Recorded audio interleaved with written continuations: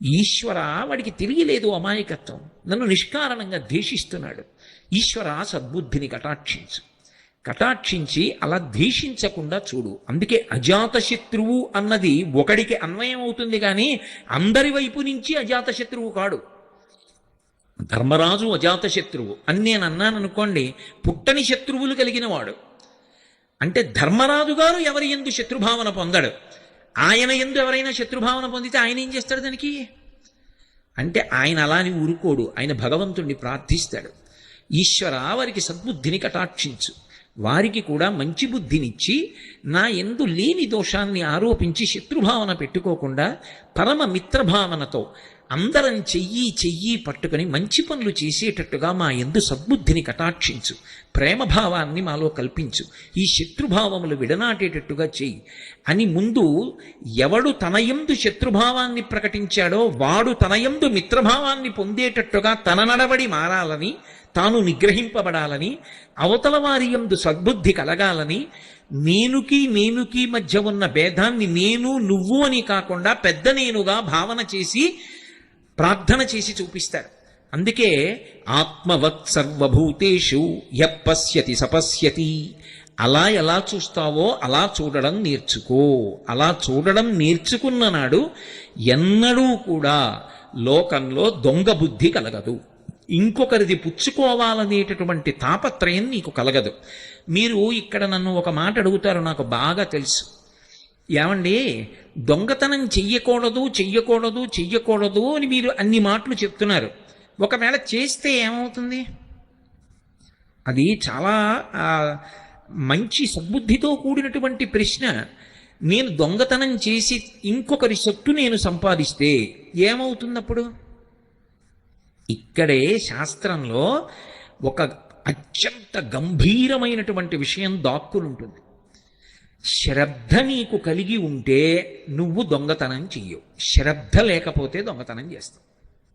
శ్రద్ధ కలిగి ఉండడం అంటే మౌలికమైనటువంటి ధర్మ సిద్ధాంతాన్ని నువ్వు అంగీకరించి ఉండాలి.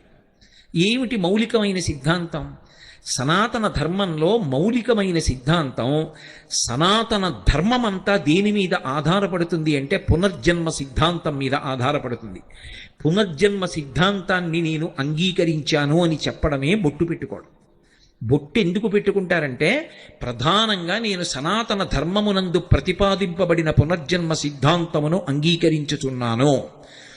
జీవుడు ఇవాళ ఈ శరీరంలో ఉన్నాడు, దీనికి కోటేశ్వరరావు అని ఒక పేరు. కానీ జీవుడు ఎల్లకాలం ఈ శరీరంలో ఉంటాడా? ఇంకొక 10 ఏళ్ళు ఉండొచ్చు, ఇంకో 15 ఏళ్ళు ఉండొచ్చు, మహా ఉంటే ఇంకో 20 ఏళ్ళు ఉండొచ్చు. ఆ తర్వాత ఇది విడిచిపెట్టేయాలిగా. భగవాన్ రమణులు అద్దె కొంప అంటూ ఉంటారు. అద్దె కొంపలో ఉన్నటువంటి వాడు ఎప్పుడో అప్పుడు ఇల్లు ఖాళీ చెయ్యాలిగా. అలా ఇదో అద్దె కొంప, దీన్ని ఖాళీ చేసేయాలిగా. నేను దీన్ని విడిచిపెట్టి వెళ్ళిపోవాలి. మోక్షం వచ్చేస్తుందన్నంత పేరాశ ఎలా చెప్పగలను? ఏమో, ఈ శరీరంలోంచి వెళ్ళిపోయిన తర్వాత వేరొక శరీరంలోకి ప్రవేశిస్తాను. వేరొక శరీరంలోకి ప్రవేశించిన జీవుడు వాడేగా. అప్పుడు ఆ జీవుడికి కూడా భార్యాబిడ్డలు ఉన్నారుగా, ఓ కుటుంబం ఉందిగా. అప్పుడు తాను కష్టపడి సంపాదించి తెచ్చిన దాన్ని ఇంకొకడు దొంగతనం చేసి తీసుకుపోతాడు. ఎందుకంటే ఇప్పుడు చేసిన కర్మ అప్పుడు ఫలితంగా అనుభవంలోకి రావాలి. ఎవడు చేసిన కర్మ వాడు అనుభవించకుండా తప్పదు, అనుభవించవలసిందే. అందుకే దేవీ భాగవతంలో వ్యాసుడు ఒక మాట అంటాడు, కాలోహి సతతం కర్త సతతం సుఖదుఃఖయో నరాణం పరతంత్రాణం పుణ్యపాపానుయోగత అన్నాడు. నరాణం పరతంత్రాణం, నరుడు పరతంత్రుడు, ఏమి చెయ్యలేడు. పుణ్యపాపానుయోగత, గత జన్మలలో నువ్వేం చేశావన్న దాన్ని లెక్క పెట్టేవాడు ఒకడున్నాడు. వాడు ఇక్కడే కూర్చొని చూస్తూ ఉంటాడు. వాడు అన్ని గుప్తంగా రాస్తాడు, చిత్రంగా కూర్చొని. అందుకని చిత్రగుప్తుడంటే ఎవడో కాడు, పరమాత్మయే. ఇప్పుడు ఆయన అన్నీ వ్రాసుకుంటాడు. వ్రాసుకుని ఉత్తర జన్మని ఇచ్చినప్పుడు నువ్వు గత జన్మలలో ఏం చేశావో దానికి సుఖాన్ని దుఃఖాన్ని ఇస్తాడు. ఇచ్చినప్పుడు దుఃఖాన్ని నేను తట్టుకోలేను, నేను ఎంతో కష్టపడి ఒక్క బంగారం గొలుసు నా కూతురికి చేయిస్తే ఆ బంగారం గొలుసు ఎవడో లాక్కుపోయాడు అనుకోండి మెడలోంచి, నేను ఎంత ఏడుస్తానో, నేను పూర్వజన్మలో ఒకరి మెడలో గొలుసు దొంగిలించినప్పుడు వాడు అంతే బాధపడ్డాడు. ఆ బాధ నేను అనుభవించవలసిందే. అది అనుభవించడానికి శరీరం ఇస్తాడు ఈశ్వరుడు. ఈ మాట మీరు చాలా జాగ్రత్తగా పట్టుకోవాలి. శరీరము దేని కొరకు వస్తుంది అంటే గత జన్మలలో చేసిన పాపపుణ్యములను సుఖదుఖముల రూపంలో అనుభవింప చెయ్యడానికి ఈశ్వరుడిచ్చిన ఉపకరణము. గతంలో నేను పాపం చేశాను, ఆ పాపం యొక్క ఫలితం అనుభవించాలి. అనుభవించాలంటే నేను ఏదో ఒక కుక్క మోకాల మీద కొట్టాను, ఆ కుక్క మోకాలు 6 నెలలు బాధపడిందని నడవలేక, ఆ బాధ ఇప్పుడు నేను అనుభవించాలి. కాబట్టి ఈ జన్మలో నాకు మోకాలు నిప్పి రావాలి, వచ్చి 6 నెలలు వైద్యుల చుట్టూ తిరగాలి. ఆ మోకాలు నిప్పితో నేను ఎంతో బాధపడాలి. ఈశ్వరుడు చెప్పి ఫలితాన్ని ఇవ్వడు, చాటు నుండి ఇస్తాడు. చెప్పి ఇవ్వడాయనేమి, నువ్వు ఇదిగో ఈ తప్పు చేశావో కోటేశ్వరరావు అందుకు నీకు ఈ ఫలితం ఇస్తున్నానో అండవు. శరీరం లేకపోతే నేను గతంలో కుక్కని కొట్టిన పాపం ఇప్పుడు ఎలా అనుభవించను? పాపము యొక్క ఫలితాన్ని అనుభవించడానికి శరీరం కావాలి, పుణ్యం యొక్క ఫలితాన్ని అనుభవించడానికి శరీరం కావాలి. గతంలో ఏదో పుణ్యం చేశాను, ఆ పుణ్యం ఇప్పుడు సుఖరూపంలో రావాలి. ఆ సుఖరూపంలో అనుభవించాలన్నా ఈ శరీరం ఉండాలి, పాపాన్ని దుఃఖ రూపంలో అనుభవించాలన్నా ఈ శరీరం ఉండాలి. అందుకే సుఖదుఖముల రూపములో పాపపుణ్యములను అనుభవింపచేసి పాపపుణ్యములు క్షయమైపోయేటట్టుగా ఈశ్వరుడు అనుగ్రహిస్తూ ఉంటాడు. దీనికి ఆయన లెక్క పెట్టుకుంటాడు. గతంలో చేసినవి ఆయన లెక్క పెట్టుకుంటాడా అండి? ఆయన అలా చేస్తాడా అండి? ఆయనకి అన్ని తెలుసా అండి? నీకే తెలిసుంటే 4 ముక్కలు ఆయనకి తెలియదని ఎలా అనుకుంటున్నావు? ఈశ్వరుడి మొదటి లక్షణం సర్వజ్ఞత్వం, అన్నీ తెలిసున్నవాడు. ఆయనకి తెలియనిదన్న మాట ఏం లేదు. అందుకంటాడు వ్యాస భగవానుడు, కాలోహి బలవాన్ కర్త సతతం సుఖదుఃఖయో నరాణాం పరతంత్రాణం పుణ్య పాపానుయోగత. నరుడు తప్పుకోలేడు, పరతంత్రుడు. అన్ని జీవుల చేత ఆయన అలా అనుభవింపచేస్తూ ఉంటాడు. అయినప్పుడు పునర్జన్మ సిద్ధాంతాన్ని నువ్వు అంగీకరించి ఉంటే, చేసిన కర్మ యొక్క ఫలితాన్ని నువ్వు అనుభవిస్తావన్న మాటని నువ్వు అంగీకరిస్తే నీకు శ్రద్ధ ఉన్నది అని గుర్తు. శ్రద్ధ అన్న మాటని శంకరాచార్యుల వారు వ్యాఖ్యానం చేశారు. ఆయన అంటారు, శాస్త్రస్య గురువాక్యస్య సత్యబుద్ధ్యావధారణ సా శ్రద్ధ కలితా సిద్భి యయా వస్తూపలభ్యతే. శాస్త్రము ఏం చెప్పిందో అది, గురువుగారు ఏం చెప్పారో అది, ఇవి 2 సత్యము అన్న పూనిక ఎవడు పొందుతాడో వాడు శ్రద్ధ కలిగిన వాడు. ఇప్పుడు శ్రద్ధ కలిగి ఉండడంలో లోపల ఒక పెద్ద సంక్షోభం ఉంటుంది. శ్రద్ధ కలిగి ఉండడంలో చాలా తేలికగా ఉంటాడని మీరు అనుకోవద్దు. శ్రద్ధ బాగా లోపల నిలబడాలంటే లోపల పెద్ద సంక్షోభం ఉంటుంది, తెలుసా అండి? ఎందుకనంటే ఎవడు శ్రద్ధావంతుడో వాడి శ్రద్ధ చెడగొట్టడానికి కావలసినంత ఉపదేశం శ్రద్ధ నిలబెట్టడానికి కావలసిన మాటగా లోకంలో దొరకదు. నేను మీకు ఒక్క మాట చెప్పాలంటే, రామాయణంలో సీతమ్మ పతివ్రతయై రామచంద్రమూర్తియే నా భర్త, యోమే భర్తా సమీ గురు దీనోవా రాజ్యహీనోవా యోమే భర్తా సమీ గురు తం నిత్యమనురక్త స్వీయథారూపాం సువర్చల అంది. దీనుడైనా రాజ్యహీనుడైనా నా భర్త నాకు గురువు, ఆయనే నాకు సర్వాధికుడు. తప్ప రాజ్యహీనుడని 10 మాటలు అంటావే అంది. ఒప్పుకున్నాడా రావణుడు? అయ్యో మహాపతివ్రత అలా మాట్లాడుతోందని నమస్కారం పెట్టాడా? ఇన్ని పనికిరాని మాటలు చెప్పాడు ఆవిడ శ్రద్ధ పాడు చేయడానికి. స్వధర్మో రక్షసాం భీరు సర్వధైవ రసంతేవ గమనం వా పరస్త్రీణాం హరణం సంప్రమధ్యమ ఇదం తే చారు సంజాతే యవ్వనం వ్యతివర్తతే యతతీతం పునర్నైతి శ్రోత శీఘ్రమపామివ ఏవం చైతదు కామాంతు నత్వాం ప్రక్ష్యామి మైథిలి కామం కామశరీరం మే యథా కామం ప్రవర్తితాం. అసలు విచిత్రం ఏమిటంటే, అవతల వారిలోని శ్రద్ధ పాడు చెయ్యడానికి చేసేటటువంటి ప్రసంగాలకి ఉన్నంత ఆకర్షణ శ్రద్ధ నిలబెట్టడానికి చేసే ప్రసంగంలో ఉండడం కష్టం. ఎందుకో తెలుసా? పాడు చేయడం తేలిక. అందుకే లోకంలో మోసపుచ్చడానికి ప్రసంగాలు చేయడానికి ఎక్కడైనా ఒక విద్యా కేంద్రం పెడితే వెంటనే దానికి అధ్యక్షుడిగా వేయవలసిన వాడు రావణాసురుడు. అంత అందంగా మాట్లాడతాడు. ఏమిటో బెట్టు చేస్తున్నావు, కాలంలో యవ్వనం పోతుంది, వెనక్కి వస్తుంది అనుకుంటున్నావా? నది ముందుకెడుతుంది, వెనక్కి రాదు. కాలంలో యవ్వనం పోతుంది. యవ్వనం పోతే నేను చూస్తానా, రాముడు చూస్తాడా? చెట్టు కింద అలాగే ఉండిపోతావు అన్నాడు. అలా భయపెట్టాడు. రాముడు ఉన్నాడు అనుకుంటున్నావా? ఉన్నా 100 యోజనముల సముద్రము దాటుతాడా? కాంచనలంకలోకి వస్తాడా? ఇన్ని కోట్ల మంది రాక్షసుల్ని వధించగలడా? నన్ను ఛేదించగలడా? నిన్ను పొందగలడా? ఎందుకు బెట్టు చేస్తావు, నా పాన్పు చేరన్నాడు. ఇన్ని మాటలు అన్నాడు. శ్రద్ధ పాడు చేయడానికి ఇన్ని మాటలు అంటాడు. ఇన్ని మాటలు అన్నా కూడా తట్టుకు నిలబడాలి అంటే సంక్షోభం ఉందా లేదా శ్రద్ధ పూనికలో? పైగా మీరు ఒకటి బాగా ఆలోచించండి. శ్రద్ధ అన్న ఒక్క మాట ఎంత గొప్పదంటే, అది ప్రతి క్షణం కూడా లోపల ఒక సంక్షోభానికి గురైపోతుంటుంది. ఒక ఆయన జీతం కూడా పుచ్చుకోకుండా ఉద్యోగానికి సెలవు పెట్టేసి ఋషిప్రోక్తమైన వాంగ్మయం మీద నమ్మకంతో ఆయన దాన్ని ప్రచారం చేస్తున్నాడు అనుకోండి. ఎందుకండి ఇలాగా? మీకు ఎంత పోతోందో తెలుసా? జీతం పోతోందా? సిపిఎఫ్ పోతోందా? గవర్నమెంట్ కాంట్రిబ్యూషన్ పోతోందా? ఇంట్రెస్ట్ పోతోందా? రిటైర్ అయ్యే వాళ్ళకి ఏమొస్తుంది? ఆ తర్వాత కాలో చెయ్యో వంగితే ఎవరు చేస్తారు? మీ కొడుకు చేస్తాడు అనుకుంటున్నారా? నాన్నగారు అందరిలా ఉద్యోగం చేస్తే ఎంత డబ్బు ఉండునండి. ఎందుకంటే అది పాడి చేశారు చూసారా ఎంత అవుతుందో వైద్యానికి ఒక్క మాట అంటే ఏమైపోతారు? ఎందుకండి ఇవన్నీ మీకు? మీరేం ఉద్ధరించేస్తారనుకుంటున్నారా సమాజాన్ని అని చెప్పేవాళ్ళు వందల సంఖ్యలో ఉంటారు. ఎవరో ఒక్కడుంటాడు భుజం మీద చెయ్యేసి నిన్ను కన్న తల్లి కడుపు పండింది లేవాయ్, ఆ మార్గంలో పో, ఈశ్వరుడు ఉన్నాడు నిన్ను చూస్తాడులే అంటారు. శ్రద్ధ నిలబెట్టేవాడు ఒక్కడుంటాడు, శ్రద్ధ పాడు చేసేవాళ్ళు వందల మంది ఉంటారు. శ్రద్ధ నిలబెట్టడానికి సంక్షోభం ఉంటుంది. నాకు అక్కడ ఎదురుగుండా ఓ 10 లక్షల విలువ చేసే బంగారు కంకణం దొరికిందనుకోండి, అది నేను జేబులో వేసుకోకుండా వెళ్ళిపోవాలి అంటే ఏదో నా ఉపన్యాసం చెప్పేసినంత తేలికేం కాదు. అలా వెళ్ళిపోతుంటే మెట్ట వేదాంతం అంటారు. ముందే సిద్ధాంతం వస్తుందంటే ఈశ్వరుడు నిన్ను అనుగ్రహించాలనే ఆ కంకణం అలా పెట్టాడు, తీసుకో. ఎవరు చెప్పారు దొంగతనమని? నీకు ఇవ్వాలనుకున్నాడు కాబట్టి అక్కడ నీకు కనపడేటట్టు చేశాడు. బుద్ధిహీనుడా వదిలిపెడతామే అంటుంది. అంత తేలిక అనుకోకండి. ఒకవేళ వదిలి వెళ్ళిపోయాడు అనుకోండి, తీరా ఇంటికి వెళ్ళి ఏమో వాడెవడో కాకినాడ నుంచి వచ్చి అంటున్నాడు కదా పాపం, ఎందుకని కంకణం వదిలేశాని అన్నాడు అనుకోండి. ఇలా తగలబెట్టే కదా సంసారం ఇలా చేశారు అన్నారు అనుకోండి, ఏమైపోతాడు? శ్రద్ధ అంత తేలిక కాదు సుమండి. మీకు ఇక్కడ ఎదురుగుండా కనపడుతున్న కంకణం ఎత్తుకుపోతే 10 లక్షలు వస్తుంది. కంకణం విడిచిపెట్టేస్తే ఏమొస్తుంది? ఈశ్వరానుగ్రహం వస్తుందని నేను అంటున్నాను. ఏమిటి నమ్మకం? ఏమైనా సాక్ష్యం ఉందా? శాస్త్రము సాక్ష్యం, గురువాక్యం సాక్ష్యం. శాస్త్రమునందు గురువాక్యమునందు ప్రబల విశ్వాసంతో మీకు కంటి ముందు కనబడుతున్న భోగాన్ని విడిచిపెట్టి మనసు యందు ఆ శాస్త్రమునందు నమ్మకంతో బతకగలగాలంటే ఎంత శ్రద్ధ ఉండాలి? అది గొప్ప. అది సంతరించుకోగలిగిన వాడెవడో వాడు మనుష్యుడు.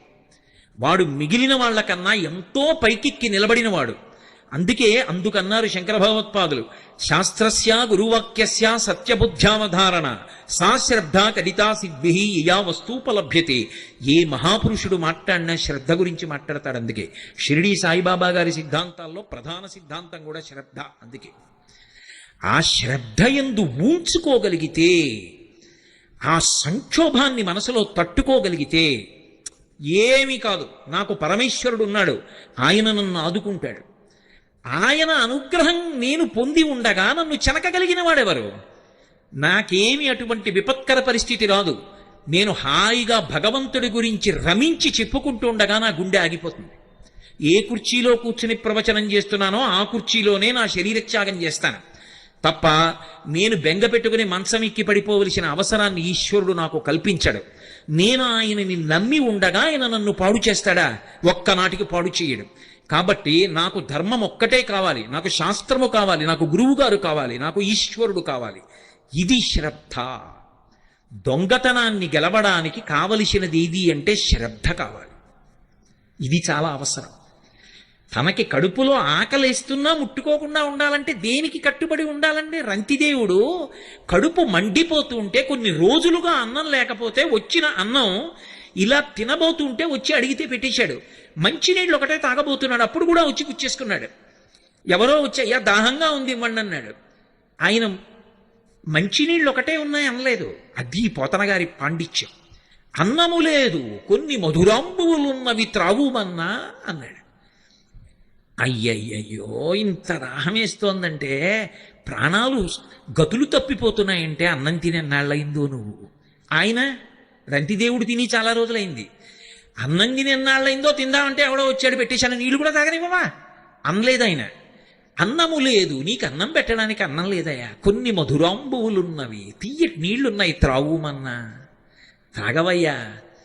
సకల శరీరధారులకు మేలునరించిన శరీరం ఉన్న వాళ్ళకు ఉపకారం చేస్తే ఇంకా అంతకన్నా కావలసింది ఏముందయ్యా ఈ శరీరానికి, తాగేయి అన్నాడు. అప్పుడు దేవతలందరూ వచ్చి నిలబడ్డారు. ఏమి శ్రద్ధ అనేది, ఏమి అద్భుతం! ఎంత నమ్మకం శాస్త్రం మీద, ఎంత నమ్మకం గురువు మీద. రా, నిన్ను అనుగ్రహిస్తున్నాం అన్నారు. ఇది సనాతన ధర్మం అంటే. దొంగతనాలు అరికట్టండి అంటే మీరు కర్రలతో మోది ఎక్కడ ఆపగలరు? శ్రద్ధ చేత ఆపగలరు. అందుకే ధర్మం ప్రబోధము, ధర్మ ప్రచారము, ధర్మమునందు పూనిక లోకంలో ఎటువంటి ఉపద్రవాన్నైనా సరే ఆప్చేసేస్తాయి. అందరూ సద్బుద్ధితో ఉన్నారనుకోండి, అందరూ శ్రద్ధావంతులయ్యారనుకోండి, నాకెందుకు, నేను పుచ్చుకోను, ఎందుకంటే పునర్జన్మలో నేను బాధపడాలి. కంచికామకోటి పీఠాధిపత్యం వహించిన మహాపురుషులు, అపర శంకరులు, పరమశివావతారులు, సన్యాస ధర్మాన్ని 100కి 100 పాళ్ళు పాటించిన మహాపురుషులు, ప్రాతస్మరణీయులు. చంద్రశేఖరేంద్ర సరస్వతి మహాస్వామి వారు ఒకప్పుడు దేశాంతరంలో పర్యటన చేస్తుంటే శుద్ధ పల్లెటూరులో ఉన్నారు. ఆయన పల్లెటూరులో ఒక పాకలో కూర్చుని అనుష్ఠానం చేసుకుంటూ విదేశాల నుంచి వచ్చినటువంటి ఒక వనిత వచ్చి గడపకి అవతల వైపు నిలబడి ఆవిడ ఒక ప్రశ్న వేసింది. ఆవిడంది, పునర్జన్మ సిద్ధాంతము సత్యము అని మీరు నిరూపించగలరా అంది. ఆయన నవ్వి ఏమీ మాట్లాడలేదు. ఆవిడ అలాగే నిలబడింది. ఒక అరగంట పోయిన తర్వాత ఒక అంతేవాసిని పిలిచారు. ఇక్కడికి దగ్గరలో ఒక ప్రసూతి కేంద్రం ఉంది, ఈవిడిని ఇవాళ అంతా వెళ్ళక్కడ కూర్చోమ్మనండి, రేపు ఉదయం 10 గంటలకి నా దగ్గరికి రమ్మనండి, ఎక్కడెక్కడ ఎవరికి ఏ పిల్లలు పుట్టారో వ్రాసుకుని రమ్మనండి అన్నారు. ఆవిడికి అర్థం కాలేదు నేను అడిగిన ప్రశ్న ఏమిటి, ప్రసూతి కేంద్రం ఏమిటి అని. ఆవిడ వెళ్ళి కూర్చుంది. మర్నాడు 10 గంటలకు వచ్చింది. ఏమైందో చెప్పమను అన్నారు. ఆ హాస్పిటల్లో ఉన్నవి 10 గదులు, అందులో 4 మంచి శీతల గదులు అంటే ఏసీ రూమ్స్, 6 సామాన్యమైన గదులు. నిన్నను 10 గదుల్లోకి 10 మంది ప్రసవ వేదన పొందుతున్నటువంటి ఆ స్త్రీలను తీసుకొచ్చారు. అందులో మహదైశ్వర్యవంతులైనటువంటి వాళ్ళు 2, వాళ్ళకి కొడుకులు పుట్టారు. మంచి అధికారంలో ఉన్న వాళ్ళు 2, వాళ్ళకి 2 కొడుకులు పుట్టారు. పుడుతూనే వాళ్ళు రోహిణీ కార్తెలో ఏసీ రూమ్స్లో ఉన్నారు. మిగిలిన 6 గదుల్లో 3 గదుల్లో ఉన్న వాళ్ళు మధ్యతరగతి కుటుంబీకులు. మిగిలిన 3 గదుల్లో అమ్మో ఇంకో సంతానం కలిగింది ఎలా పోషించాలని బాధపడుతున్నటువంటి వాళ్ళకి పుట్టినటువంటి బిడ్డలు. ఇంకొక ఆవిడికి గదిలోకి వెళ్ళడానికి గదికి కూడా సొమ్ము చెల్లించలేనిది పరమ నిర్భాగ్యురాలు. ఆవిడ్ని తీసుకొచ్చి అక్కడే గది లేదు కాబట్టి చాప మీద పడుకోబెట్టి పురుడు పోశారు. ఆవిడికి పథ్యం పెట్టడానికి ఏమీ లేదు. ఆ చుట్టుపక్కల ఉన్న వాళ్ళే డబ్బులు వేసుకుని తీసుకొచ్చి ఏదో రొట్టె ముక్కలవి కొనిపెట్టారు. ఇది జరిగింది అని ఆవిడని వెంటనే అంది, నాకు అర్థమైంది, పునర్జన్మ సిద్ధాంతం సత్యం, మీరు ఇక చెప్పక్కర్లేదని వెళ్ళిపోయారు. ఆ శిశువు కోరి కోరి పుట్టాడా కోటీశ్వరుడికి కొడుకుగా? వాడి కోరిక ఏమైనా ఉందా? వాడికి అధికారం ఉందా నేను ఇక్కడ పుడతాను ఈ ఏసీ రూమ్లో అని? ఏదో ఉంది కోటీశ్వరుడికి కొడుకు, ఏదో ఉంది అధికారికి కొడుకు, ఏదో గత జన్మ పాపం ఉంది, అనుభవించి పోగొట్టేసుకుంటాడు. పోగొట్టుకుని వాడెంత గొప్పవాడవ్వాలో. వాడు సామాన్యుడిగా పుట్టాడు. పుట్టడంలో పునర్జన్మ సిద్ధాంతం స్పష్టంగా కనపడుతోంది, నాకు అర్థమైంది అని ఆవిడ 2 చేతులు ఎత్తి నమస్కారం చేసి వెళ్ళిపోయింది. ఇది యథార్థంగా జరిగిన సంఘటన. పునర్జన్మ సిద్ధాంతము సనాతన ధర్మమునకు ప్రాణము. శ్రద్ధ అనేటటువంటి 2 అక్షరాలు సనాతన ధర్మానికంతటికీ కూడా పట్టాభిషేకం చేస్తాయి. అసలు ఇన్ని ప్రవచనాలు చేయడం దేనికోసం, ఇన్ని గ్రంథాలు చదువుకోవడం దేనికోసం, భగవంతుడు ఉన్నాడు అని నమ్మడం దేనికోసం అంటే ఆ శ్రద్ధ అన్న మాట కోసం. ఈ శ్రద్ధ దేనికి పోతుంది లోకంలో అంటే ఒడుదుడుకుల యందు పోతుంది. కలిసి వచ్చినప్పుడు శ్రద్ధ పోదు. ఎందుకనంటే ఓ మాట అంటే పోతుంది, అంతా భగవంతుడు అనుగ్రహం అండి, ఏదో పైకి వచ్చాను. కష్టం వచ్చిందనుకోండి, ఈశ్వరానుగ్రహం అండి, ఇంత కష్టం వచ్చింది అంటాడా? ఏమిటో ఇన్ని పూజలు చేశాను ఎందుకు వచ్చింది? మొదట ఎవరిని వదిలేస్తాడంటే భగవంతుడిని వదిలేస్తాడు. కానీ కష్టం వచ్చినప్పుడు కూడా ఇది ఈశ్వరానుగ్రహం. గత జన్మలో ఏదో పాపం చేయకపోతే ఎందుకు వస్తుందండి కష్టం? నేను అనుభవించడానికి వీలుగా కష్టాన్ని ఇచ్చి తీసేశాడే మహానుభావుడు, ఆయనకో నమస్కారం. అన్నవాడు ఉంటాడే వాడు నిజమైన భక్తుడు. అది శ్రద్ధ, పండుతున్న శ్రద్ధ. అందుకే దూర్జట్ అంటాడు, లోకుల్లంగని మెచ్చని అలుగని లోలోన నిందించని చీకాకున్బడని మహక్వడనని జేలొగ్గని మూకీభావమునం తిట్టని త్రోయని నీ కారుణ్యము కలిగి ఉండినను అంతే చాలునో శంకర. ఒకనాడు లోకులు నన్ను గని పొగుడుతారు, ఒకనాడు నన్ను ద్వేషిస్తారు, ఒకనాడు పూలదండలేస్తాడు, ఒకనాడు రాయి పెట్టి కొడతాడు, ఒకనాడు ఆయనంత గొప్పవాడు ఎక్కడున్నాడంటాడు, ఒకనాడు ఆయనంత దుర్మార్గుడు ఎక్కడున్నాడండి అంటారు. ఎవరు ఏమనని, నేను మాత్రం అలా ఎవరినీ బాధ పెట్టాలని కాదు, నేను నీ గురించి చెప్పుకుంటూ వెళ్ళిపోవాలి, అవి అన్నీ నాకు భూషణములు అనుకోవాలి. అది భక్తుడికి ఉండాలి, అదే భగవంతుడికి ఉంటుంది లక్షణం. అందుకే రావణాసురుడు శివుణ్ణి స్తోత్రం చేస్తూ సుహృద్విపక్షపక్షయో తృణారవింద చక్షుషో ప్రజామహీ మహేంద్రయో సమప్రవర్తయన్మన కదా సదాశివం భజే అంటాడు. ద్వంద్వాతీతుడు పరమేశ్వరుడు. భక్తుడు కూడా ఆయన పాదాలు పట్టుకుని ఆ ద్వంద్వాతీత స్థితే పొందాలి. అందుకే భగవద్గీతలో గీతాచార్యుడి తుల్యనిందా స్తుతిర్మౌని సంతుష్టో ఏనకేనచిత్ అనికేత స్థిరమతి భక్తిమాన్మే ప్రియో నరః అంటాడు. ఎవరు ఆ ద్వంద్వములను దాటగలుగుతాడో వాడు శ్రద్ధయందు పండినవాడు. అసలు మనుష్య జీవితానికి ఉండవలసిన ప్రథమ లక్షణం ఏది అంటే ఆ శ్రద్ధ. శ్రద్ధ అన్నది ఒకటి ఏర్పడింది అనుకోండి, ఉత్తర క్షణంలో దుర్గుణములు లోపలికి రాకుండా మీరు కంచె వేసేసినట్టే. ఇప్పుడు రామకృష్ణ పరమహంస ఒక మాట అంటారు, పనసపండు కొయ్యండి పనస తొనలు తీయండి అంటే చేతికంతటికి పాలు జిగురు అంటుకుంటే ఆ తర్వాత మీరు ఎన్ని నీళ్లు పెట్టి కడుక్కున్నా అది వదలదు. కానీ ముందు నూనె చేతికి రాసుకుని పనసపండు ఒలిచినటువంటి వాడికి తొనలు దొరుకుతాయి తప్ప పాలు చేతికి అంటుకోవు. శ్రద్ధ అన్నది అలవాటు చేసుకుని జీవితంలో ప్రవర్తించినటువంటి వాడిని దుర్గుణములు చెనకలేవు, అసలు చేరలేవు. అగ్నిహోత్రానికి చెదెక్కడ పడుతుందండి? శాస్త్రమునందు గురువాక్యమునందు విశ్వాసము ఎవడికి ఉన్నదో వాడు శ్రద్ధావంతుడు. ఒకసారి ఆ శ్రద్ధ ఏర్పడిందా ఇక వాడి దగ్గరికి దుర్గుణములు రాలేవు. అందుకే భారతీయతలో ఉన్నటువంటి గొప్పతనం ఎక్కడుంది అంటే ఏదైనా సరే పరమాత్మకి నివేదన చేసి పుచ్చుకుంటారు. నిన్న మీతో నేను శౌచము అని చెప్పానే, లోపలికి వెళ్ళినటువంటి అన్నంలో 6వ వంతు మనసుగా మారుతుంది, సూక్ష్మధాతువుగా.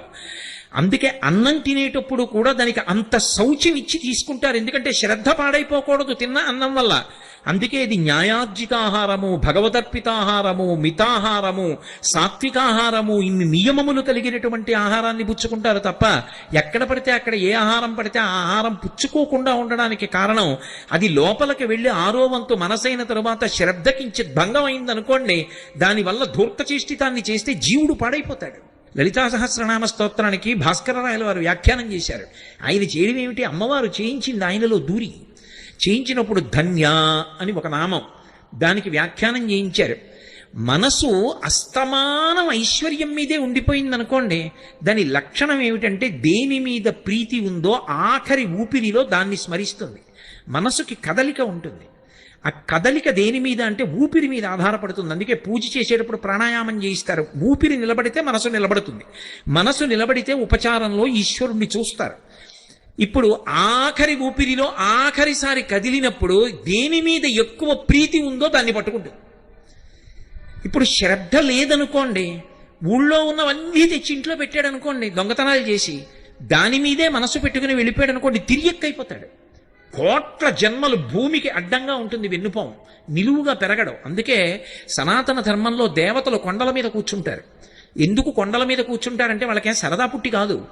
ఉత్ అంటే ఇలా తల ఎత్తి చూడాలి, అధిరోహించాలి, పైకెక్కాలి. జీవితంలో నువ్వు పైకెక్కితేనే పరమేశ్వరుణ్ణి చేరగలవు. నువ్వు ఊర్ధ్వముఖ చలనం చెయ్యాలి. సామాన్య ధర్మాలు గట్టిగా పట్టుకోవాలి, పట్టుకుంటేనే ఉంచుకోగలుగుతావు. ఇప్పుడు దొంగతనానికి అలవాటు పడిపోయి దొంగతనమే చేశాడనుకోండి, ఇక్కడ సంతోషంగా ఉన్నట్టుగా ఉంటుంది, కానీ ఎంతకాలం అనుభవిస్తావు ఈ శరీరంతో? ఏదో కొంతకాలం, ఓ 50 ఏళ్ళు, ఓ 60 ఏళ్ళు, ఓ 70 ఏళ్ళు, ఆ తర్వాత ఓ విచిత్రం ఉంటుంది. ఇది భోగాన్ని అంగీకరించదు, అదో విచిత్రం. మోహముద్గరంలో భజగోవింద స్తోత్రంలో శంకర భగవత్పాదులు అంటారు, వయసి గతే కక్కామ వికార శుష్కే నీరే కక్కాసార క్షీణే విత్తే కప్పరివారో జ్ఞాతే తత్వే కస్సంసార. ఇది విరక్తి చెంది ఇది నేను పుచ్చుకోననేంత వరకు నీ అంత నువ్వు పుచ్చుకోవడం మానకపోతే పాడైపోయావని గుర్తు. వయసి గతే కామ వికార, వయసు అయిపోతోంది అనుకోండి, కామవికారం పోతుంది. వయసైపోయిన తర్వాత కామవికారం పోవడం కాదు, వయసులో ఉండగా సాధన చేత కామమును ధర్మంతో ముడియడం నీకు రావాలి. శుష్కే నీరే కక్కాసారహ, నీరు ఎండిపోతే చెరువు అందరూ ఎండిపోయిన చెరువు అంటారు. అలా పటుత్వం తగ్గిపోయిందనుకోండి శరీరంలో, ఎన్ని మధుర పదార్థాలు ఎదురుగుండా ఉంటే మాత్రం నీ శరీరం పుచ్చుకుంటుంది, శరీరం పడిపోతుంది. అది తీసుకోకూడదు అప్పుడు. అందుకే అహమన్న మహమన్న మన్నాదో అంటుంది అన్న సూక్తం. అన్నం అంటే మనని పోషించున్నది, మనము తినునది, మనని తినునది. రెండర్థాలు. అన్నం మనం తింటాం కొంతకాలమే, ఆ తర్వాత అది మనని తినడం మొదలెడుతుంది. ఏమండి మీకు మధుమేహం వచ్చింది తినకండి అంటారు. తినకండి అన్నది తిన్నాడు, అది విషం, అది తినేస్తుంది మనిషిని. ఏమంటే మీకు రక్తపోటు వచ్చింది తినకండి, తిన్నాడు, తినేస్తుంది మనిషిని. అన్నం కొంతకాలం మన చేత తినబడుతుంది, తర్వాత అది తింటుంది, అప్పుడు శరీరం దాని వలన పడిపోతుంది. అందుకే 50 ఏళ్ళు దాటిపోతే ఇక శరీరం అనరు, దేహం అంటారు. దేహం అంటే దహ్యమానం, కాలిపోవడానికి సిద్ధపడిపోతుంది. తనంత తాను పుచ్చుకోవడం మానేశాక నువ్వు పుచ్చుకోవడం మానడం కాదు, నువ్వు సాత్వికాహారం తీసుకుని ఉపవాసం చేసి శరీరాన్ని నిలబెట్టి భగవంతుని యందు ప్రవర్తించడం సాధన చెయ్యాలి. అప్పటి వరకు నేను అలా తింటూనే ఉంటానండి అంటే తప్పు కాదు. కానీ దానికోసం అన్నీ తెచ్చిపెట్టినా ఒకనాడు ఈ శరీరం తిరస్కరించేస్తుంది. వయసిగతే కక్కామ వికార శుష్కే నీరే కక్కాసార క్షీణే విత్తే కప్పరివారో. ఎంతో ఐశ్వర్యవంతుడు, ఆయన దగ్గరికి రానివాడు లేడు. ఒకనాడు ఆయన వృద్ధుడైపోయాడు, ఆయన బిడ్డలు చూస్తున్నారు వ్యవహారాలన్నీ, ఆయన బిడ్డల చుట్టూ తిరుగుతారు. ఇన్నాళ్ళు ఈయన చుట్టూ తిరిగినవాడు ఎలా ఉన్నారండి, నాన్నగారు ఒక్కసారి నమస్కారం చేసి వెళ్తానని కూడా లోపలికి రాడు.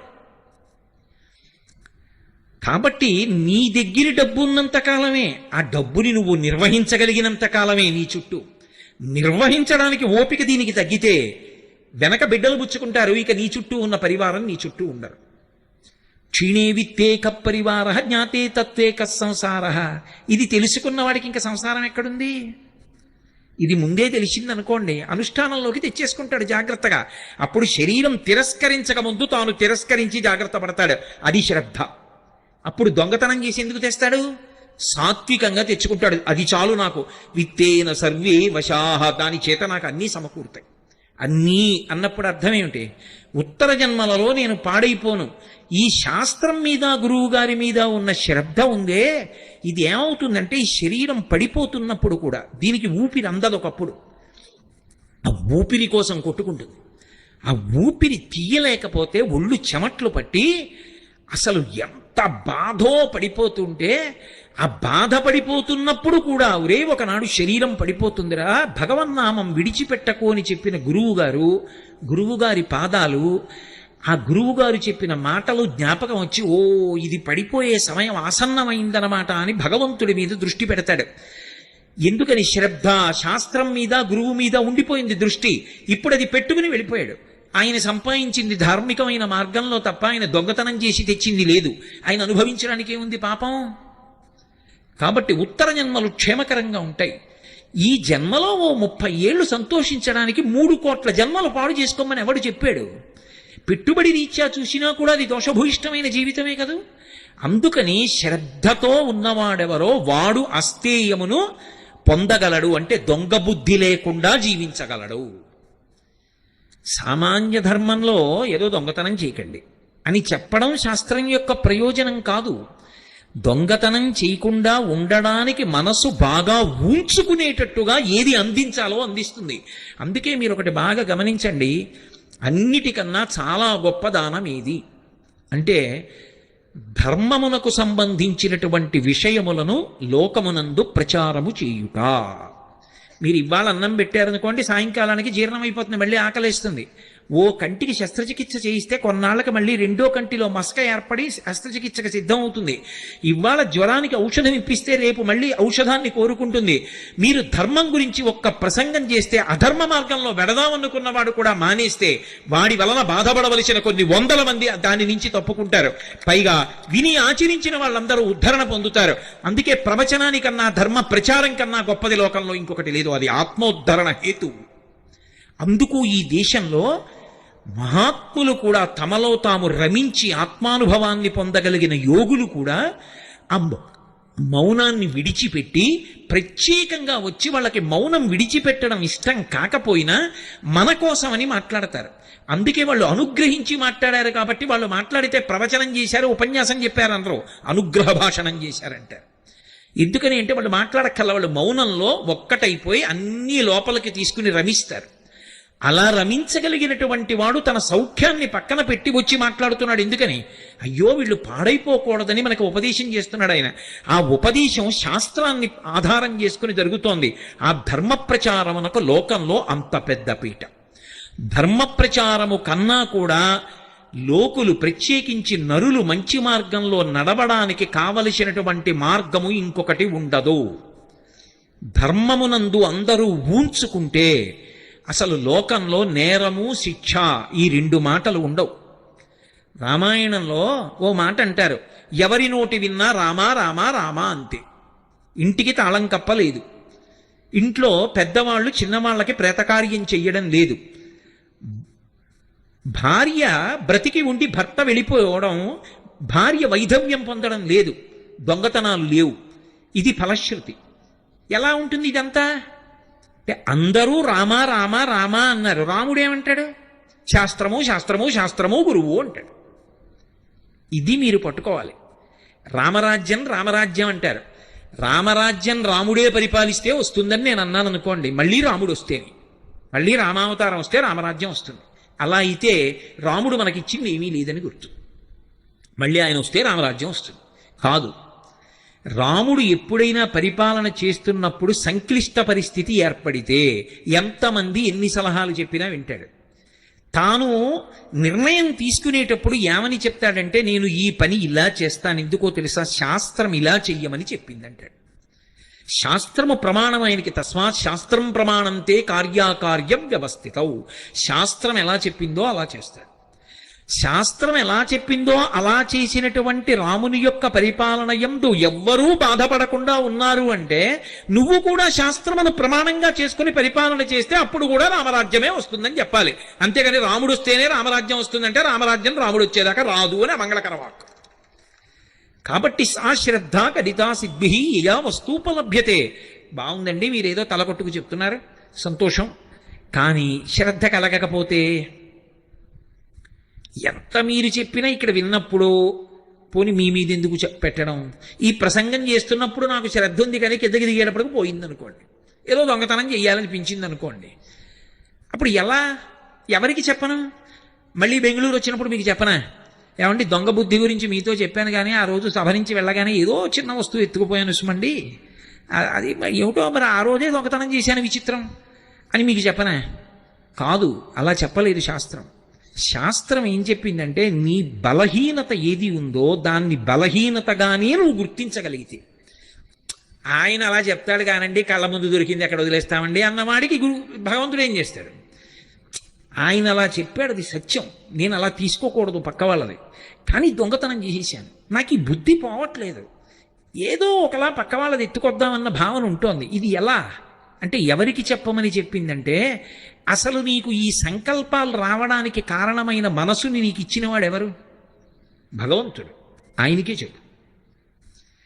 ఆయన దగ్గర చెప్పేటప్పుడు దాపరిక వంతు, ఉన్నదున్నట్టుగా ఆయన ఉన్నాడు అని నమ్మి ఆయన దగ్గర కూర్చుని చెప్పు. అంతేకాని కాశీ నుంచి నేనే కొనుక్కొచ్చానండి విగ్రహం అంటే ఆయన పలకడం, అది విగ్రహం కాదండి, అది నేను కాశీ నుంచి తెచ్చిన విగ్రహం కాదండి, అది పరమాత్మ అంటే అప్పుడు పలుకుతాడు. సత్యసాయిబాబా గారు ఒక ఉదాహరణ చెప్తుండేవారు. వెనకటికి ఓ పిల్లాడికి ఎప్పుడు చూసినా పూర్ణత్వమే అంటే అన్ని సున్నలే వచ్చేవి. ఎవరో ఒక ఆయన దగ్గరికి వెళ్ళి అడిగాడు, అలా ఉపన్యాసం చెప్పిన ఆయన, ఆయన నాకు మార్కులు రావట్లేదు, ఏం చేయమంటారు? విఘ్నేశ్వరుడిని పూజించుకోయ్. ఆయన విఘ్నేశ్వరుడు బొమ్మోటి పెట్టి అగరత్తుల పాపం 30 రోజులు తిప్పి పరీక్ష వెళ్ళాడు, మళ్ళీ సున్నా. ఎందుకు ఇది? ఇంకో ఆయన అడిగాడు, ఏదో అమ్మవారిని పూజించు, శారదని పూజించు. ఈ విఘ్నేశ్వరుడిని అలా పెట్టేసి దూరంగా అమ్మవారిని తెచ్చిపెట్టి సరస్వతీదేవికి అగరత్తులు పెట్టాడు, మళ్ళీ రాలా, పక్కన పెట్టేశాడు. ఇంకో ఆయన్ని అడిగాడు, శివుణ్ణి పెట్టబోయే జ్ఞానం ఇస్తాడు అన్నాడు. శివుణ్ణి పెట్టి అగరత్తులు ధూపం వేస్తున్నాడు. ధూపం వేస్తుంటే ధూపం ఎక్కడేశారో అక్కడే ఉంటుంది ఏమిటి, అది అలా పోతుంది గాలిలో పొగ వెళ్ళిపోయి. ఈయనకి మార్కులు ఇవ్వనటువంటి దేవుళ్ళు ఉన్నారే, విఘ్నేశ్వరుడును సరస్వతీదేవి, అక్కడికి పోయింది. ఈయన ఆ రోజున ఇలా ధూపం చూపిస్తూ ఇలా చూశాడు, అన్నన్నన్నన్నా ఒక్క మార్క్ ఇప్పించలేదు కానీ ధూపం పీల్చేస్తున్నారా అని గబగబా వెళ్ళి 2 ఉత్తరీయాలు తీసుకొచ్చి విగ్రహాల ముక్కులు కట్టేశాడు. గభాలన విఘ్నేశ్వరుడు సరస్వతీదేవి లేచారు. లేచి ఒరే నిన్ను అనుగ్రహించామన్నారు. ఆయన తెల్లబోయి, ధూపం వేస్తే నాకు ఎప్పుడూ పలకలేదు, ముక్కులు కడితే పలికేదేమిటన్నాడు. ధూపం వేసినప్పుడు మేము విగ్రహాలని ధూపం వేశావు, ముక్కులకి గుడ్డ కట్టినప్పుడు మేము ఉన్నామని నమ్మి గుడ్డ కట్టేశావు, ధూపం పీల్చేస్తున్నామని. మేము ఉన్నామని నువ్వు నమ్మితే కదరా మేము అనుగ్రహించాము. మేము విగ్రహాలంటే నిన్నెలా అనుగ్రహించాం? విగ్రహంగానే ఉన్నాం. ఇవాళ ముక్కు గుడ్డ కట్టావు, మేము ఉన్నామని నమ్మావు. ఏ భావనతో కట్టావు? ఉన్నామని నమ్మావు, చాలు ఉన్నాం పలికాం. ఇచ్చి సంభో విద్య. అసలు వాడు ఉన్నాడని నమ్మితే కదా వాడికి చెప్పడం. నేను కాశీ నుంచి తెచ్చిన విశ్వనాథుడు అండి, తిరుపతి నుంచి తెచ్చిన వెంకటేశ్వర స్వామి విగ్రహం అండి, నేను ఏదో కంచి నుంచి తెచ్చిన అన్నపూర్ణ కామాక్షి విగ్రహం అండి, ఇవన్నీ నీ తెచ్చిన విగ్రహాలేనండి. అంటే నేను అన్నాను ఎందుకు, అండం ఎందుకు, ఆ మాట అండం వదిలిపెట్టండి. కానీ ఈ విగ్రహాలు అన్న మాట మీరు అన్నప్పుడు అవి ఎందుకు పలుకుతాయండి? అవి పరమేశ్వరుడు ఏంటి? అసలు శ్రద్ధే లేదు అక్కడే. కాదు, వాడు ఉన్నాడు, వాడు ఆ రూపంలో కూర్చున్నాడు నా ఇంట, నా స్వామి. అందుకే సుప్రభాతం పాడితే నిలబడి పాడతారు, ఏకాంత సేవ చేస్తే కూర్చుని చేస్తారు.